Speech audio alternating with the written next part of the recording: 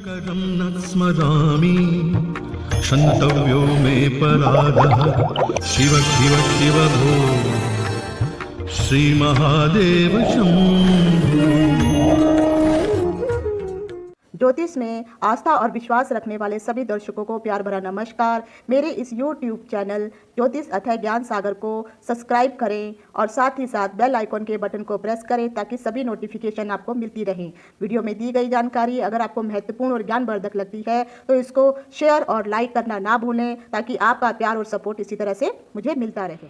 भारतीय हिंदू धर्म में बहुत सारे संस्कारों का महत्व है और संस्कारों को प्रधानता भी दी जाती है। हिंदू धर्म में गर्भ धारण से लेकर तक मृत्यु तक अनेक प्रकार के संस्कारों का वर्णन किया गया है। यहाँ तक कि जब यथेष्टि का अंतिम संस्कार किया जाता है, यानी मृत्यु के पश्चात जब किसी का संस्कार किया जाता है, वो भी एक ही प्रकार का संस्कार माना जाता है। लेकिन यथेष्टि के बाद भी कुछ ऐसे कर्म शेष रह जाते हैं जिन्हें मृतक की संतान को पूरा करना पड़ता है। इसीलिए हर कोई ये चाहता है कि उनकी वंश की परंपरा की बेल आगे बढ़ती रहे और वही लोग हमारे वंश को आगे बढ़ाएं और अपने पूर्वजों को समय आने पर याद भी करते रहें। इसीलिए हिंदू धर्म में और शास्त्रों में पुत्र की महत्वता को भी बहुत अधिक दर्शाया गया है। उन्हीं में से एक कर्म आ जाता है श्राद्ध कर्म। श्राद्ध कर्म इन्हीं कर्मों में से एक बहुत ही महत्वपूर्ण होता है और पितृपक्ष में ही श्राद्ध कर्म को पूर्ण किया जाता है। तो श्राद्ध आने वाले हैं, श्राद्धों में अपने पितरों को जरूर याद कीजिए। और आज अगर आप व्हाइट बोर्ड पे देख रहे हैं कि मैंने कुछ एक पिक्चर बना के रखी हुई है, इसके बारे में क्या लॉजिक है, आखिर श्राद्ध का रहस्य क्या है।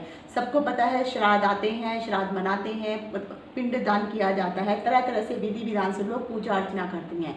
लेकिन सच में आखिर श्राद्ध होते हैं और उनका रहस्य क्या है, कैसे पितृ लोग धरती पर आते हैं, आज मैं वो डिटेल आपको देने वाली हूँ। दूसरा, श्राद्ध से संबंधित मैंने बहुत सारे वीडियो पहले भी बना के रखे हैं। अब मैं उन वीडियो को धीरे धीरे करके आपको डिस्क्रिप्शन बॉक्स में लिंक दे दूंगी, जिसमें मैंने ये बताया है कि आप कम से कम पैसों में भी श्राद्ध कर सकते हैं। यह ज़रूरी नहीं है कि श्राद्ध के लिए आपको पंडित की भी ज़रूरत पड़े। बहुत सारे लोग जो हैं तरह तरह से विधि विधान करते हैं और कुछ लोग इस चक्कर में श्राद्ध नहीं करते हैं कि वो सोचते हैं कि इतना खर्चा होगा, इतना काम करना पड़ेगा, उनके पास इतने पैसे नहीं हैं या जो भी वो आडंबर उतना नहीं अपनाना चाहते हैं। तो ऐसा नहीं है, आप बिना पंडित के भी श्राद्ध कर सकते हैं और मात्र अगर आप चाहें तो 5 से 7 मिनट में आपका श्राद्ध भी संपूर्ण हो सकता है। इन सभी को लेकर के मैंने वीडियो बनाए हुए हैं।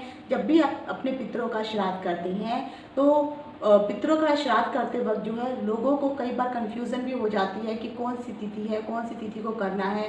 तो अगर आपको वो तिथियाँ भी नहीं याद हैं तो कौन से समय में श्राद्ध करना चाहिए, ये सभी मैंने अलग अलग वीडियो में बना के रखा हुआ है। डिस्क्रिप्शन बॉक्स में मैं आपको उसका लिंक दे दूँगी। तो मैं डिम्पल सांडिलिया वीडियो शुरू करने से पहले ज्योतिष अथय ज्ञान सागर के माध्यम से अपने सभी नए और पुराने दर्शकों का हार्दिक स्वागत करती हूँ।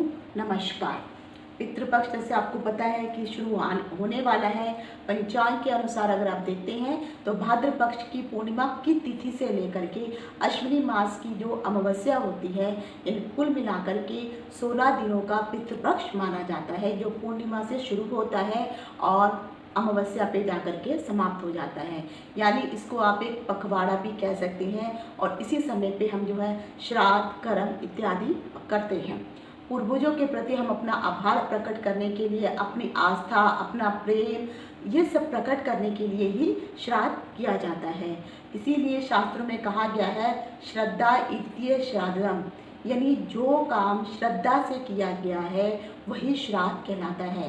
तो अगर आप अपने माता पिता जो अभी इस दुनिया में नहीं हैं उनको याद करते हैं तो उनका श्राद्ध, जो भी आपके पूर्वज दादा दादी नाना नानी जो भी हैं उन सब का श्राद्ध आप जरूर कीजिए। और यकीन मानिए पितृपक्ष के दौरान पूर्वजों को जब भी आप विधि पूर्वक से उनका श्राद्ध करते हैं तो वो आपको अपना आशीर्वाद अवश्य दे करके आते हैं। पितृपक्ष में ये मान्यता है कि पितृ जो है धरती पर आते हैं और आपके जो भी आप उनको दान तिल युक्त जल या जो भी भोजन उनको अर्पित करते हैं तो वो उनसे ग्रहण करके, हालांकि ये सच है कि खाना कोई नहीं खाता है, हम श्रद्धा से उनके लिए अन्न रखते हैं, लेकिन अगर आप वो भी नहीं बना सकते हैं तो आप उनको सिर्फ तिल युक्त जल दे करके भी उनका श्राद्ध करेंगे। वो आपका श्राद्ध में जो भी आपने तिल युक्त जो जल जो है आपने उनको अर्पित किया है उसी से वे तृप्त होकर के जाएंगे और वही उनका मुख्य भोजन होता है। हालांकि श्राद्ध के समय जब भी घरों में खाना बनाया जाता है उस खाने की खुशबू से ही उनका मन भर जाता है और फिर पूर्वज आपके ऊपर जो है किसी भी प्रकार की कोई कठिनाई ना हो, घर में कोई लड़ाई झगड़ा ना हो, किसी प्रकार की कोई विघ्न बाधा ना हो, सभी कठिनाइयों को दूर करते हुए आपको अपना शुभ आशीर्वाद प्रदान करते हुए वापस अपने धाम की तरफ वो चले जाते हैं। अब ये आते कैसे हैं, ये सबसे बड़ा लॉजिक वाली चीज़ है, वही मैं आज आपको जो है यहाँ पे समझाने वाली हूँ। ये जो मैंने ऊपर आपको दिख रखे हैं, मैंने ये आकाश बना बादल जो बना के रखे, ये हमारा आकाश मंडल है और ये नीचे जो मैंने पेड़ और ये घर बना के रखा है ये हमारी धरती है। तो इन दोनों का जो के बीच का जो कनेक्शन होता है, जब श्राद्ध का समय जब शुरू होने वाला होता है तो हमारे जो ब्रह्मांड में ऊपर का जो हिस्सा होता है वहाँ से आप ये मान के चलिए कि ये मान लीजिए ये हमारा एक गेटवे है, ये ब्रह्मांड का है और ये हमारी पृथ्वी का है। तो यहाँ से जो है उनके लिए एक रास्ता खोला जाता है इस तरह से यहाँ पृथ्वी पे आने के लिए, और वो इस तरह से जो है जितने भी हमारे पूर्वज हैं वो इस रास्ते के थ्रू जो है, ये रास्ता इनका तभी खुलेगा जब पृथ्वी की धुरी और ब्रह्मांड की धुरी आपस में आकर के जब एक्सेस मिल जाते हैं। और ये ग्रहों के अनुसार होता है, चंद्रमा की तिथियों के अनुसार होता है। इसीलिए आपने कभी और नहीं सुना होगा कि हाँ ऊपर से देवता आए हैं, ये लोग आए हैं, इनके लिए कोई इस तरह से नहीं बताया जाता है। सिर्फ जो ये एक्सेस बनता है ये सिर्फ हमारे पितरों के लिए ही बनाया जाता है। तो जब वो ऊपर आकाश से नीचे पृथ्वी पर जब दोनों दुनिया आपस में मिल जाती हैं, ब्रह्मांड की और पृथ्वी की, तो तब जा कर के ये एक पाथ बनता है और उस रास्ते से जो है हमारे पितृ लोग जो है नीचे आते हैं। तो ये जो पाथ बनता है वो भाद्रपद की जो पूर्णमासी की तिथि जैसे ही प्रारंभ होती है उस समय जो है यहाँ का जो डोर है वो खोल दिया जाता है। तो इस तरह से ये डोर मान लीजिए ये खुल जाएगा और फिर यहाँ से पितृ लोग जो है नीचे धरती पर आना शुरू कर देंगे। अब होता क्या है कि जो पितृलोक तो नीचे आ गए, हम लोग सोचते हैं कि हमारे लिए 16 दिन का समय है, हम पितृपक्ष का श्राद्ध जो है अपने अपने जो भी पितृ होते हैं जिस समय उनकी मृत्यु हुई होती है, कुछ लोगों को उनकी तिथियां याद होती हैं, कुछ लोगों को तिथियां नहीं याद होती हैं। तो चलिए जिनको अभी रिसेंटली जिनके पितृ माता पिता गए हैं जिनको तिथियाँ याद है अच्छी बात है, जिनको नहीं याद है तो इसका मतलब ये नहीं है कि आप उनका श्राद्ध नहीं करेंगे। हमारे नाना नानी या पूर्वज या परदादा परदादी ये सब चीज़ इनकी तिथियाँ हो सकता है आप सबको याद ना हो, तो उन सब के लिए हमारे ऋषि मुनियों ने भी एक उपाय निकाल के रखा है। जिन लोगों की मृत्यु अगर पूर्णिमासी के दिन होती है तो वो लोग पूर्णिमासी के दिन जी है उन लोगों का श्राद्ध करते हैं, चाहे वो दादा दादी हो या नाना नानी हो। ये भी सही है कि आप किसी का भी श्राद्ध कर सकते हैं। अगर मान लीजिए आप अपने पूर्वजों का श्राद्ध कर रहे हैं, आप लड़के हैं, आप अपने पूर्वजों का, अपने माता पिता का, दादा दादी का श्राद्ध कर रहे हैं, और अगर आप मैरिड हैं तो साथ ही साथ आप अपनी वाइफ के माता पिता अगर वो नहीं हैं या उनके नाना नानी जो भी हैं, जो वाइफ के जो भी पितृपक्ष के लोग हैं उनका भी आप श्राद्ध कर सकते हैं। विधि में इसका विधान बताया गया है और सभी का श्राद्ध करने का एक ही तरीका होता है। जब भी हम लोग श्राद्ध करते हैं, श्राद्ध करते वक्त कुछ बातों का ध्यान रखना चाहिए, कुछ बातें बोली जाती हैं, उसके लिए भी मैंने एक वीडियो बना के रखा है, उसका लिंक भी मैं नीचे दे दूँगी। आप उस चीज़ को ज़रूर बोलिए क्योंकि पितरों के आगे कुछ नामों को लगाना बहुत ज़रूरी है, तभी वो नाम के द्वारा उनको वो स्वीकार किए जाते हैं। तो वो वीडियो ज़रूर आप देखिए। मैं ये समझा रही थी कि इस तरह से ये जो एक्सेस यहाँ पर आता है और इस तरह से जब हमारे पितृ लोग जो हैं जब नीचे आ जाते हैं, हमारे लिए 16 दिन, उनके लिए 16 दिन नहीं होते हैं, उनके लिए मात्र ये 1 दिन का समय होता है।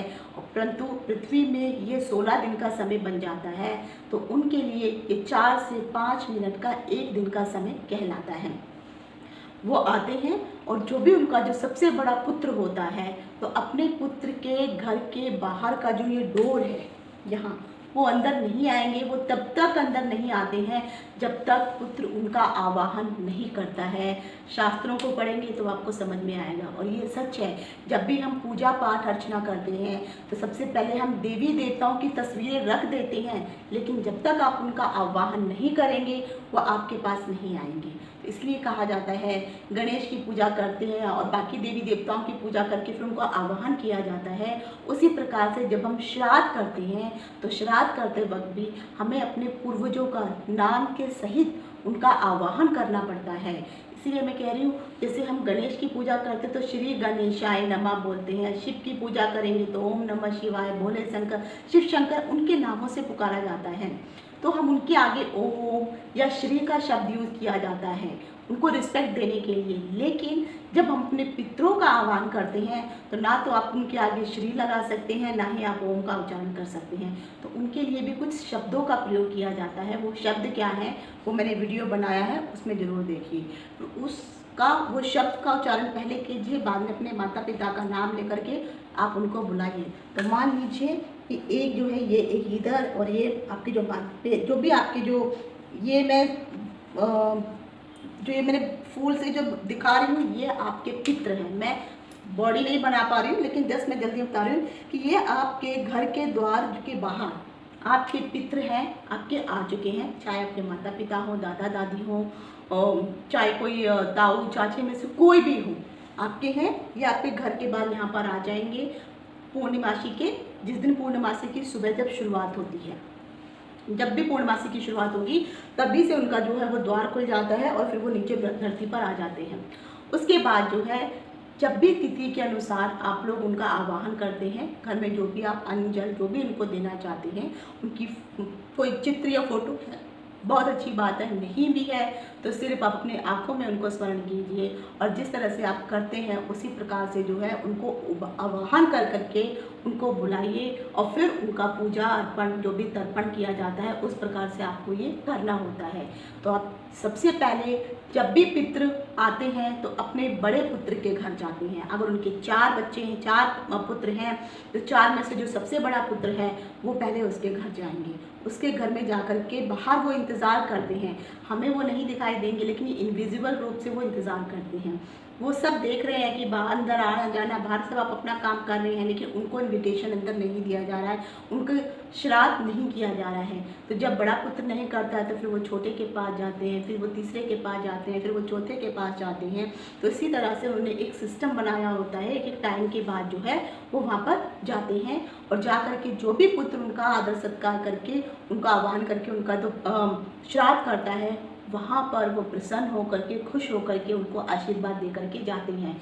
लेकिन ये चीज़ जरूर ध्यान रखिए, अगर आप 4 भाई हैं और चारों भाई एक ही घर पे रह रहे हैं तो जो है बड़ा भाई श्राद्ध करेगा तो छोटे भाई उसका सहयोग करके कर सकते हैं। लेकिन अगर वही चारों भाई सेपरेट हो गए हैं, अलग अलग अपना घर बनाकर रह रहे हैं, तो आप चारों भाइयों को अलग अलग रूप से श्राद्ध करना होगा। तो ये जो श्राद्ध का समय, जैसे मैंने कहा कि 4 से 5 मिनट का जो समय होता है हमारे पितरों का तास होता है। हमारे लिए यानी आप लगा लीजिए हमारा एक दिन उनके लिए 4 से 5 मिनट का समय होता है। आपने एक बच्चों की कार्टून मूवी देखी होगी जिसका मूवी का नाम था कोको, जिसमें एक लड़का होता है जो म्यूज़िक सीखता है और फिर उसके बाद वो कैसे परलोक में जाता है और वहाँ पर वो उन सबसे मिलता है और वो अपने ग्रैंडफादर से भी मिलता है, और उनकी दादी जो है जब तक याद करती तब तक उसके ग्रैंडफादर को जो है अंदर स्वर्ग में जाने का जो है रास्ता नहीं मिलता है। अगर हो सके तो एक बार देखिए उसको। तो हिंदू माइथोलॉजी को टॉपिक को लेकर के ये बहुत अच्छी मूवी बनाई गई है। हालांकि इसमें बहुत सारे ट्विस्ट उन्होंने डाले हैं, लेकिन अंत में यही बताया गया है कि जब तक उनकी जो बेटी होती है, जो वो उस बच्चे की दादी हो गई होती है, सॉरी नानी होती है वो, और वो तब तक जो है उनको श्राद्ध नहीं होता।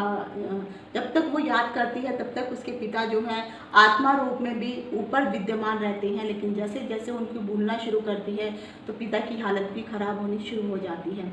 और जब उन सबका श्राद्ध किया जाता है तो सब खुशी खुशी फिर वो स्वर्ग की ओर गमन कर लेते हैं।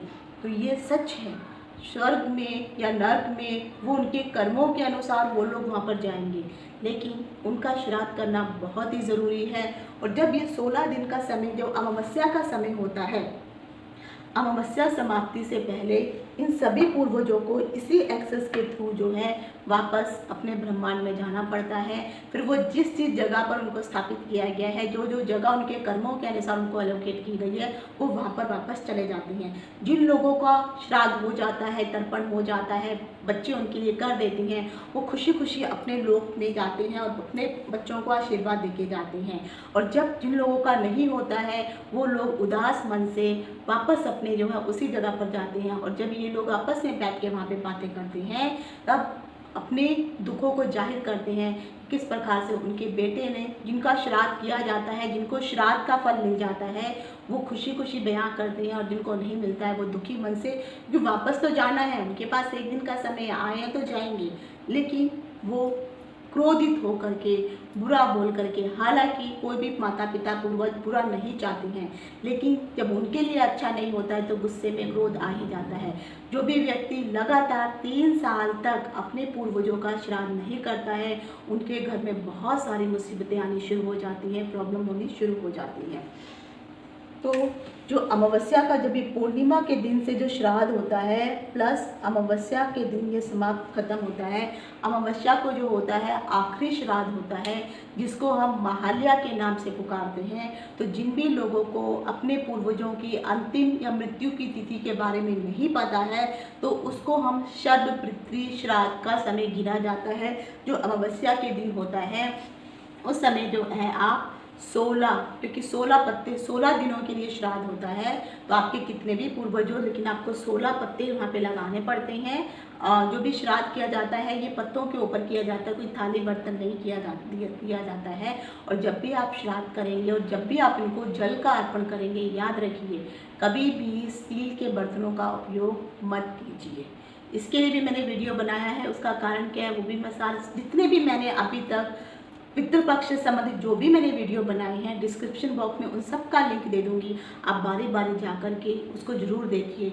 मैं हालांकि थोड़े वीडियो लंबे भी हो सकते हैं, लेकिन मैंने बहुत डिटेल में बताया हुआ है जिन लोगों के यहाँ पर किस प्रकार के दुख हो रहे हैं, तो आप समझ जाइए कि कहीं ना कहीं आपके ऊपर पितृपक्ष का प्रकोप है। और अगर पितृपक्ष के समय किसी के यहाँ कुछ अच्छा या शुभ हो जाता है तो आप समझ सकते हैं कि कहीं ना कहीं आपके जो पितृ हैं वो खुश ही है। तो इस तरह से अमावस्या के दिन आप महालया का जो दिन होता है सर्व पितृ श्राद्ध कर दीजिए। इसमें आपको ये कोई सोचने की ज़रूरत नहीं है कि हमारे कौन से पूर्वज का रह गया कौन से नहीं रह गया। शास्त्रों में तो यहाँ तक भी बताया गया है कि आपको अपने गुरुओं का तर्पण भी करना चाहिए। अपने जो आपको मालूम नहीं है जो गुरु जीवित हैं उनको छोड़ के जो जीवित नहीं है, तो जो जीवित नहीं है सिर्फ आप उनको जो है मन में याद कीजिए, उनके नाम से आप उनका श्राद्ध कर सकते हैं। अपने जितने भी आपके रिलेटिव में हैं जो लगता है कि हाँ ये लोग नहीं, कोई उनके लिए श्राद्ध नहीं कर रहा है, तो उनके नाम से भी अगर आप जल और तिल युक्त जल अगर आप अर्पित कर लेंगे तो भी उनको भी कहीं ना कहीं वो श्राद्ध का फल अवश्य मिल जाएगा, तो वो आपको अपना आशीर्वाद दे के जाएंगे। और जब अमावस्या का दिन समाप्त होने वाला होता है तो यही लोग यहाँ से वापस अपने गमन के लिए चले जाते हैं और फिर अगले साल का इंतज़ार करते हैं कि फिर से श्राद्ध का समय आएगा, फिर से वो अपने बच्चों के पास आएंगे और फिर वो जो है श्राद्ध ग्रहण करेंगे। कोशिश कीजिए, श्राद्ध जरूर कीजिए। सिर्फ 5 मिनट से 7 मिनट का समय लगता है। अन्न नहीं पका सकते कोई बात नहीं, उनके लिए तिल युक्त जल ही सबसे महत्वपूर्ण है और कुशा का भी महत्व होता है। तो वो कुशा के बारे में भी मैं ऑलरेडी बता चुकी हूँ। बाकी के मेरे सारे वीडियो ज़रूर देखिए, मैंने बहुत डिटेल में और अच्छे से समझाया है कि श्राद्ध आपको कैसे करना है। तो ये थी श्राद्ध से संबंधित जो रहस्य मैंने आपको बताया, शायद आपको पता नहीं होगा, ना ही आपने कहीं सुना होगा। और जब ये जो दूरी का जो एक्सेस होता है, जब ये आपस में, क्योंकि जो आपस में घूम रहे हैं इस तरह से क्लॉकवाइज ऐसा घूम रहे हैं, तो जब ये घूमते घूमते जो है ये एक्सेस आपस में हट जाएगा तो ये रास्ता द्वार बंद हो जाता है और फिर ये अपना राउंड जो है अपनी इस तरह से लगाते हुए चलते हैं और ये वापस 1 साल बाद ही इनको वापस आने का मौका मिलेगा। श्राद्ध जरूर कीजिए, जल ही अर्पण कीजिए, लेकिन करिए जरूर। जो नहीं कर रहे हैं उनके साथ बहुत मुसीबतें आती हैं, उनके बच्चों के ऊपर मुसीबतें पड़ती हैं, आपको अपने ऊपर मुसीबतें होती हैं और बाद में यही श्राद्ध जो नहीं किया जाता है तो अगले जन्म में आपकी कुंडली के ऊपर पितृदोष बन कर के दिखाई पड़ता है और जिसके कारण आपका पूरा जीवन भी खराब हो जाता है। अगले वीडियो में मैं आपको बताऊंगी कि पितृपक्ष किस दिन से शुरू हो रहा है और उसमें क्या क्या चीज़ें आप करें, कौन सी तिथि को कौन सा श्राद्ध है, इन सब की जानकारी मैं आपको अगले वीडियो में दूंगी। तो आशा करती हूँ ये जो मैंने आज आपको समझाया है आपको समझ में आ गया होगा। आज यहीं तक। इति शुभम। नमस्कार।